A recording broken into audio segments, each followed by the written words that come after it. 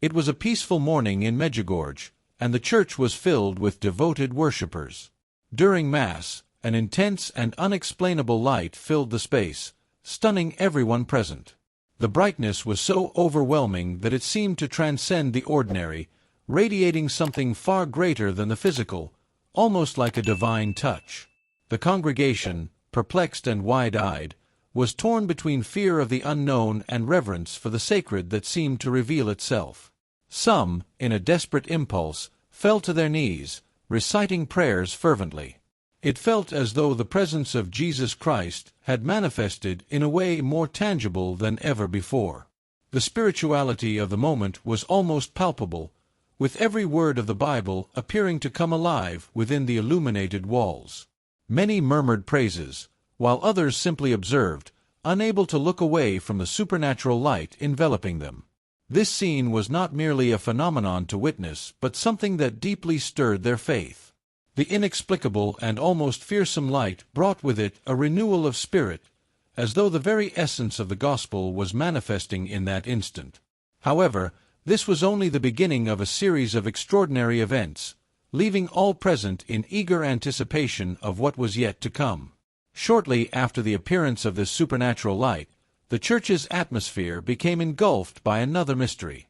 The bells, previously silent, began ringing on their own. The sound echoed throughout the village, resonating with an intensity that felt otherworldly.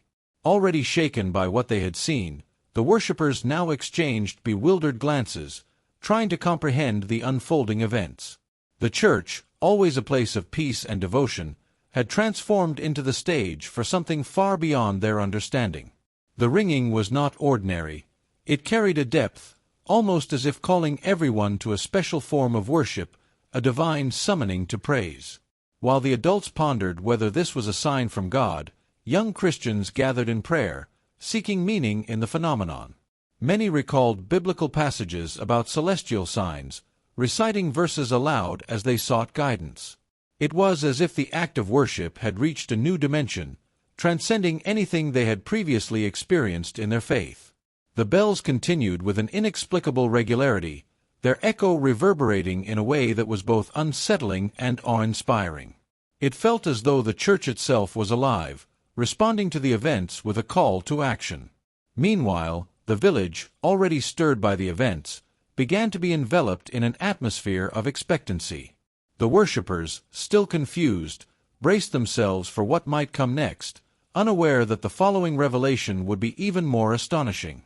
Amid this tension and mystery, a celestial voice echoed through the church, emanating from an invisible source. The words were clear, yet their origin remained an utter enigma.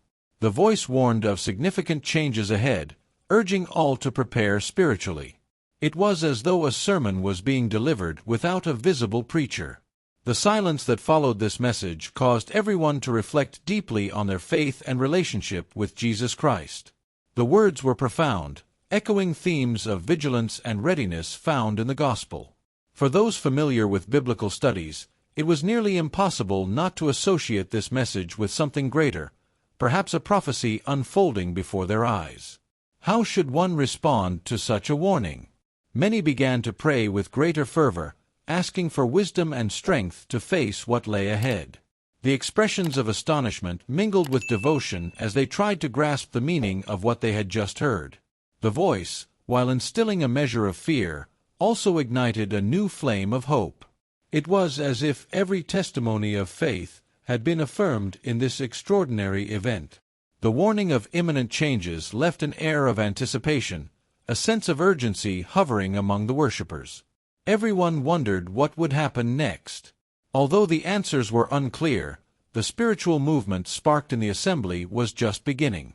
Now shining amidst the chaos, prayers for Bible studies, future sermons, and a deeper understanding of Christian faith resonated throughout every corner of the church. These were powerful testimonies of trust in Jesus Christ, even in the face of uncertainty. The community grew stronger, drawing on prayer for the strength needed to confront whatever might come next. While the adults were visibly overwhelmed with intense emotions, something intriguing was happening among the children. Unlike the adults, they didn't appear frightened. Instead, They watched everything unfold with a mix of curiosity and serenity, as though they were part of something natural rather than supernatural. Some children pointed toward the intense light, discussing it among themselves without a trace of panic, in stark contrast to the rest of the congregation. What could they be thinking that kept them so calm amidst the confusion? Their tranquility became almost unsettling for their parents, who murmured protective prayers while the children, with bright, innocent eyes, seemed captivated by the celestial spectacle. It wasn't ignorance, but an inner peace that shielded them from fear. Some even asked candidly if Jesus Christ was coming to visit them, a question that felt both sweet and slightly unnerving to many adults. This peaceful demeanor stirred silent reflection among the congregation. Was the children's faith so pure that it protected them from fear? This contrast between the adults' fear and the children's calmness led many to question their own reactions. Had they, in growing older, lost the simplicity and trust that defines a pure and unwavering faith? Perhaps there was something profound to learn from these little ones. Their quiet testimony, without words, was a living lesson, reminding believers of the gospel's true essence and the complete trust in God it calls for. Throughout the phenomenon, Father Petar maintained a serenity that left a deep impression. The supernatural light and ringing bells seemed to leave him unaffected, as if he were aligned with something far greater. His eyes shone with a unique brilliance, and those close to him swore he appeared to have a direct connection to the divine in that moment. His calm demeanor amidst the inexplicable soothed some of the faithful, while others were deeply moved by his presence. It was as though he understood something that everyone else was just beginning to discover. In a gentle and assured voice, he continued celebrating the Mass as if the events were part of a larger plan. Perhaps, for him, they were. Every word Father Petar spoke that morning carried a spiritual weight, as though it was a sermon directly from heaven. The congregation listened with rapt attention, with some believing they were receiving guidance from Jesus Christ himself. His composure, standing in stark contrast to the mystery and fear that filled the room, made him a spiritual anchor amid the chaos. After the Mass, many approached him seeking explanations or at least comfort in his faith. Yet Father Petar, though visibly moved, said little. He simply blessed those around him and urged them to continue praying and trusting in God. It was as if he knew that this event marked the beginning of something far greater for the Church and the spirituality of all present. His silence spoke louder than any sermon could at that moment. It didn't take long for accounts of the phenomenon in Medjugorje to spread like wildfire. The first people to leave the church shared what they had seen, and soon the entire village was abuzz with talk of the mysterious light and the bells that rang on their own. Some claimed it was a divine sign, while skeptics sought rational explanations. Yet the mystery only deepened as the stories spread. What began as an isolated event quickly became a topic of widespread discussion, drawing increasing attention. Stories reached nearby towns, and soon pilgrims began arriving, eager to witness the sight firsthand. Many sought answers, while others came in search of spiritual renewal. The church, once attended only by locals, was now filled with worshippers from different regions, each bringing their own hopes and expectations. For some, Medjugorje had become a symbol of faith. For others, it was a promise of miracles yet to come. The energy of the place had transformed entirely, and the village began to breathe a renewed spirituality. As the number of visitors grew, Medjugorje evolved into a true center of devotion. Pilgrims arrived with testimonies of faith, sharing experiences of healing and revelation they claimed to have encountered after visiting the site. In a short time, the small village gained international renown, attracting not only the faithful but also journalists and curious onlookers. More than mere curiosity, however, what drove people was the hope of encountering the divine, something that felt increasingly rare in modern times. After the event, Father Petar Ljubicic adopted an absolute silence, further deepening the mystery surrounding the phenomenon. Many hoped he would speak about what had happened, perhaps even share a revelation, but the priest remained quiet, leaving the faithful even more curious. During subsequent services, his presence became almost enigmatic, a constant reminder of the extraordinary events that had unfolded. The once serene gaze of Father Petar now seemed to carry a weight few could comprehend. In this case, his silence spoke louder than any sermon he might have delivered. Even without verbal explanation, there was something in his gestures that had changed. His once simple, direct homilies now carried a distinct spiritual depth, as if he were in constant dialogue with something far greater. The congregation noticed this shift and began to interpret his words with greater attention. The Bible, in his hands, became an enigma, and every verse he shared carried a sense of urgency, a call for spiritual preparation. Though he said nothing of what he had witnessed, his demeanor reflected an undeniable inner transformation. Father Petar's silence did not stop others from speculating about what he might know. Some believed he was holding on to a divine revelation, waiting for the right time to share it. Others thought the events in Medjugorje had profoundly affected him, and his silence was a way of processing what he had experienced. Yet, the truth was that his quietness fueled religious fervor, drawing pilgrims who hoped he might eventually speak. After the mysterious event in Medjugorje, it didn't take long for the village to become a global pilgrimage site. Stories of the supernatural light and the enigmatic silence of the priest spread quickly, sparking curiosity among the faithful from all walks of life. Many believed the site now held a special energy, almost like a divine portal. The once quiet streets filled with pilgrims seeking answers, spiritual healing, and perhaps another divine manifestation. The local churches began to overflow. Lines of faithful could be seen outside the main chapel, eager to participate in worship or hear one of Father Petar's sermons, his presence now steeped in mystery. Organized groups of young Christians started promoting spiritual retreats, and Bible studies, already a cornerstone of religious life, became even more intense as people sought to understand what had happened in the small Bosnian village. Medjugorje transformed from a tranquil place into a hub of fervent spirituality and intense devotion. Testimonies of faith multiplied, with many pilgrims claiming profound experiences of feeling Jesus Christ's presence in a unique way. Although the church approached its investigations cautiously, it couldn't contain the growing momentum among the faithful, who saw the site as a sanctuary of miracles and worship. Gradually, the village established itself as a new center of global spirituality. The inquiry by church authorities in Medjugorje created a sense of anticipation and curiosity among believers. Known for its cautious approach to mystical phenomena, the church sought to deeply understand what had occurred. Many questioned whether it was a sign from God or merely a natural manifestation. Meanwhile, worship services continued to draw crowds, with each of Father Petar's sermons becoming a must-attend event for those seeking answers. His homilies, now infused with references to the Medjugorje experiences, offered space for reflection and worship. Bible studies became more frequent, and young Christians immersed themselves in Scripture, searching for explanations for the events that had touched their lives. The gospel, so central to their discussions, took on new meaning in light of recent occurrences. Faith became a dominant theme in every conversation, and prayer intensified, with many believers seeking discernment about what was happening. Amid these accounts, testimonies emerged from individuals who, during their visits to Medjugorje, experienced personal transformations that led them toward a deeper path of spirituality. As the investigation progressed, the silence from church leaders evoked both discomfort and anticipation.